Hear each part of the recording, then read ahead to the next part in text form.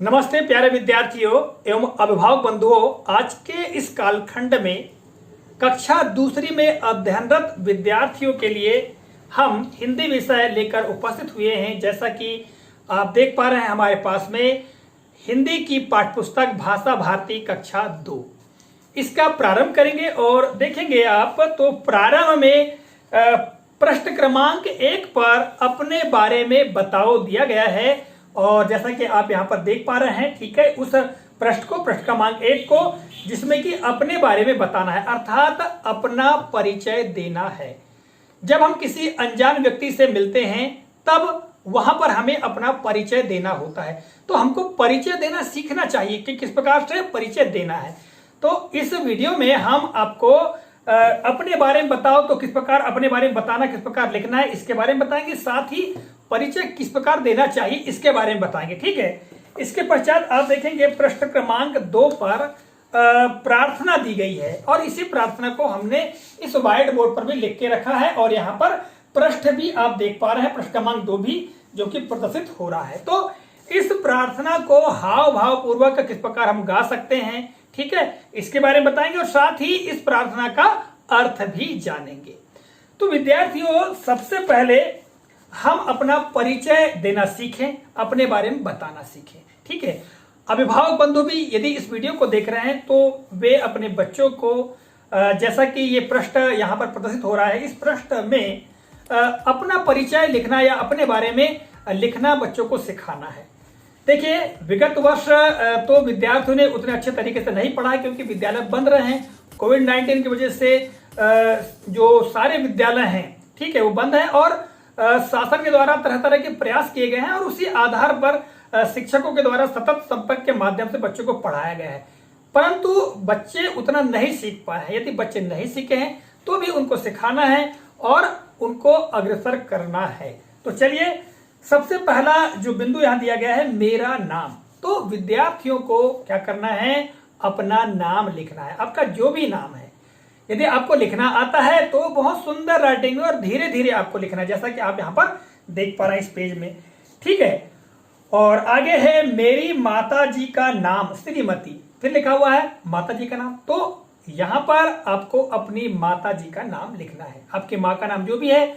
और जैसा कि हमने आपको पहले ही बताया कि यदि आपको लिखना नहीं आता है तो आपको अपना खुद का नाम, अपने माता जी का नाम, अपने पिताजी का नाम लिखना सीखना होगा, ठीक है। और आप निश्चित तौर से सीख जाएंगे, एक दिन लगेगा सीखने के लिए, आपको बार बार अभ्यास करेंगे तो सीख जाएंगे, ठीक है। इसके पश्चात आगे देखिएगा, मेरे पिताजी का नाम श्री, तो श्री लिखा हुआ है, उसके आगे आपको अपने पिताजी का नाम लिखना है, ठीक है। आगे में देखिएगा मेरे, फिर यहाँ पर जगह दी गई है भाई और फिर जगह दी गई है बहनें हैं, अर्थात आपके जितने भी भाई हैं और जितनी भी बहनें हैं उनकी संख्या लिखना है।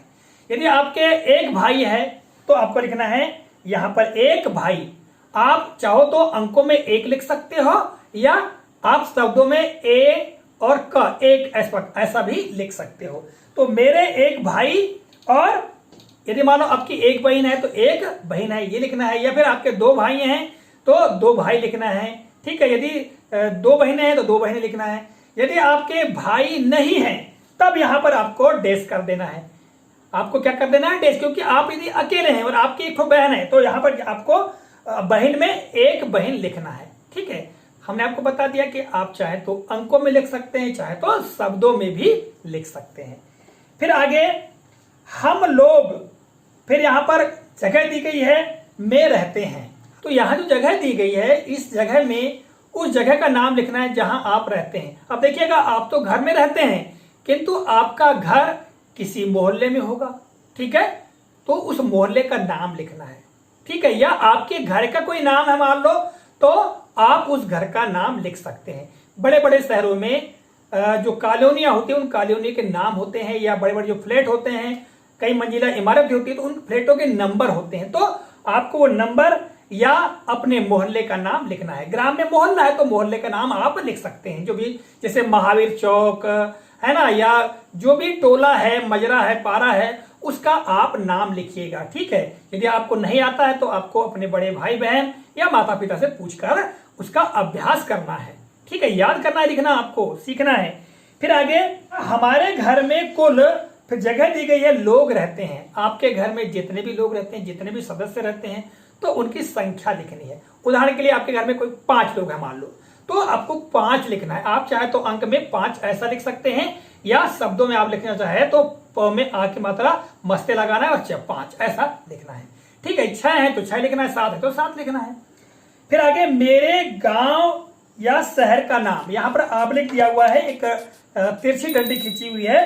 तो यदि आप गांव में रहते हैं तो आपके गांव का नाम लिखना है, यदि आप शहर में रहते हैं तो आपके शहर का नाम लिखना है। ठीक है, जैसे गांव का नाम अगर हम लिखना चाहे तो जो भी आपके गांव का नाम है उस गांव का नाम लिख सकते हैं। ठीक है, या शहर, उदाहरण के लिए आपके शहर का नाम सिवनी है तो आप सिवनी लिखिएगा। ठीक है, फिर आगे है हमारे जिले का नाम।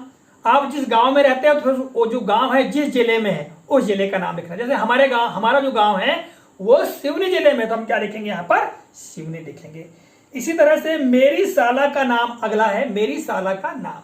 तो आपको अपनी साला का नाम लिखना है, आप जिस विद्यालय में पढ़ते हैं। जैसे शासकीय प्राथमिक शाला और उसका आगे नाम, वो जिस गांव में हो उसका नाम, तो शासकीय प्राथमिक शाला ऐसा करके लिखना है। ठीक है, और आगे देखिएगा, मैं जगह दी गई है, मैं पढ़ता या पढ़ती हूं। आप जिस भी कक्षा में पढ़ते हैं, कौन सी कक्षा में पढ़ते हैं, कक्षा दूसरी में पढ़ते हैं, क्योंकि हम दूसरी की पाठ्य पुस्तक पढ़ रहे हैं, तो आपको क्या लिखना है, मैं कक्षा दूसरी, या 2 भी आप लिखेंगे चलेगा, है ना। मैं कक्षा दूसरी में पढ़ता हूं। यदि लड़का है तो पढ़ता हूं और लड़की है तो पढ़ती हूं।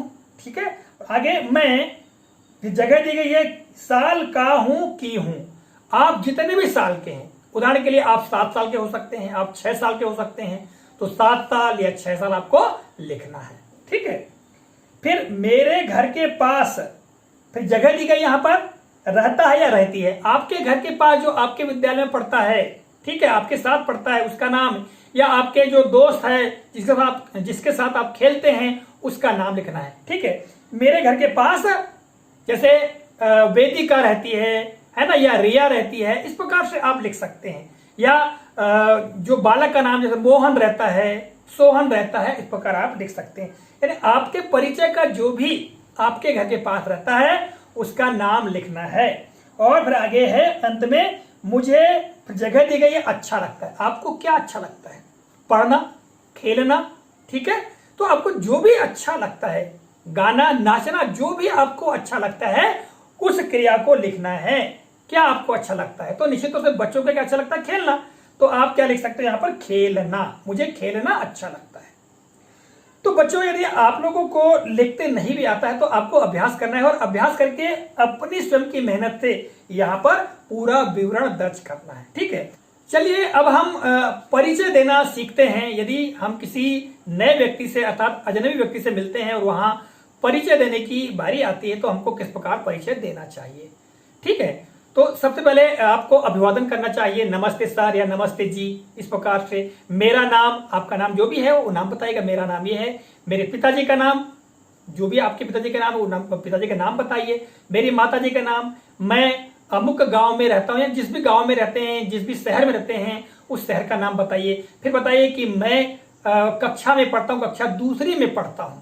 ठीक है, इस प्रकार अपना जो पूरा परिचय है बहुत अच्छे तरीके से बिना झिझक के देना चाहिए। कई बार जो विद्यार्थी हैं या जो छोटे बच्चे हैं वो अपना परिचय देने में झिझक महसूस करते हैं, तो हमको झिझक बिल्कुल नहीं रखना है, शर्म बिल्कुल नहीं रखना है, बेझिझक हमको अपना परिचय देना है। ठीक है, क्या बताना है आपको, अपना स्वयं का नाम, अपने पिताजी का नाम, अपनी माताजी का नाम, आप किस विद्यालय में पढ़ते हैं, कौन सी कक्षा पढ़ते हैं, इतना परिचय आपको देना चाहिए, और आप किस शहर में रहते हैं। ठीक है, तो ये परिचय हो गया, और ये परिचय देना हमको आना चाहिए। चलिए अब हम आगे बढ़ते हैं। तो पृष्ठ क्रमांक 2 पर जो प्रार्थना दी गई है, जैसा कि आप देख पा रहे हैं यहाँ पर प्रार्थना को, और यहाँ पर जो पृष्ठ क्रमांक 2 यह भी प्रदर्शित किया गया है। तो ये जो प्रार्थना है ये भगवान की प्रार्थना है, और भगवान की प्रार्थना कब की जाती है, जब हम कोई नया काम करते हैं, नए काम की शुरुआत करते हैं। ठीक है, तब भगवान की प्रार्थना करनी चाहिए। जब हम सुबह उठते हैं, उठने के पश्चात हम फ्रेश हो जाते हैं, उसके बाद हमको भगवान की प्रार्थना करनी चाहिए। तो ये प्रार्थना है। तो यहाँ प्रार्थना क्या कह रही देखिएगा।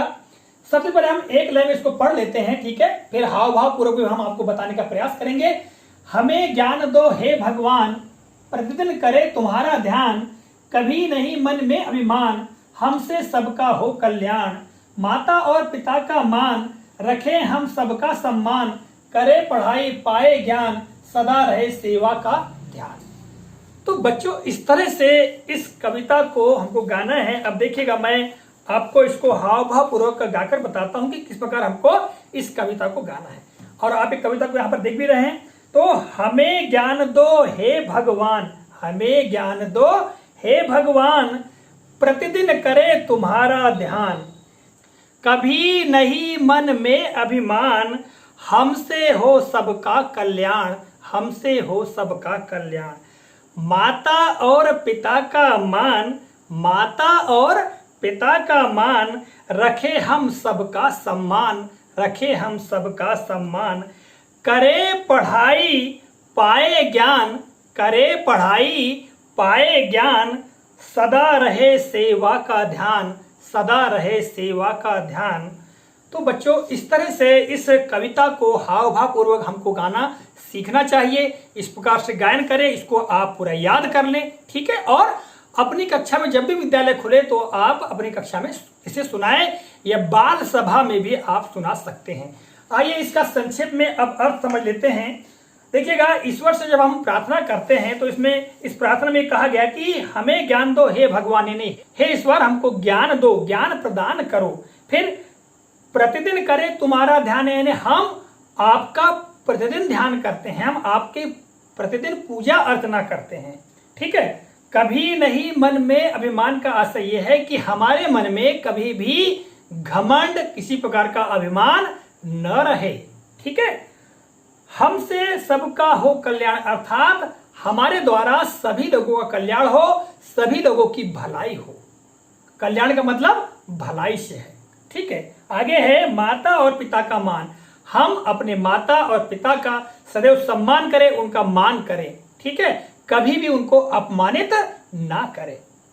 फिर रखें हम सबका सम्मान, और सारे जो लोग हैं, जो हमसे बड़े हैं, जो बुजुर्ग हैं, उनका हम क्या करें, मान रखें, उनका सम्मान करें। यदि कोई व्यक्ति हमारे घर में आता है तो उनका सम्मान करना चाहिए, उनका आदर करना चाहिए, आदर पूर्वक उनको पानी पिलाना चाहिए, आदर पूर्वक उनको बिठाना चाहिए, ठीक है। तो इस प्रकार हम उनका सम्मान करें। फिर है करे पढ़ाई पाए ज्ञान, और ईश्वर से हम ऐसा वरदान मांगते हैं, ऐसा आशीर्वाद मांगते हैं कि हे ईश्वर हम प्रतिदिन पढ़ाई करें और पढ़ाई करके हम ज्ञान की प्राप्ति करें।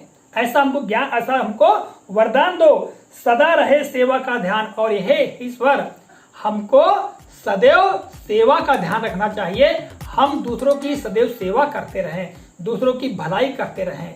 तो इस प्रकार का आशीर्वाद, इस प्रकार का आशीष हमें प्रदान करो। तो इस तरह विद्यार्थियों ये कविता है, तो हमको इसको हाव भाव पूर्वक गाना चाहिए। इसका अर्थ भी आप समझ गए होंगे। आशा करता हूँ यह जानकारी, यह वीडियो आपको काफी उपयोगी लगा होगा। और अगले कालखंड में हम जो पाठ 1 है प्रातः काल, ठीक है, इस प्रातः काल के बारे में आपको निश्चित जानकारी देंगे। मिलेंगे अगले कालखंड में किसी नए प्रकरण, नई जानकारी को लेकर। तब तक के लिए जय हिंद।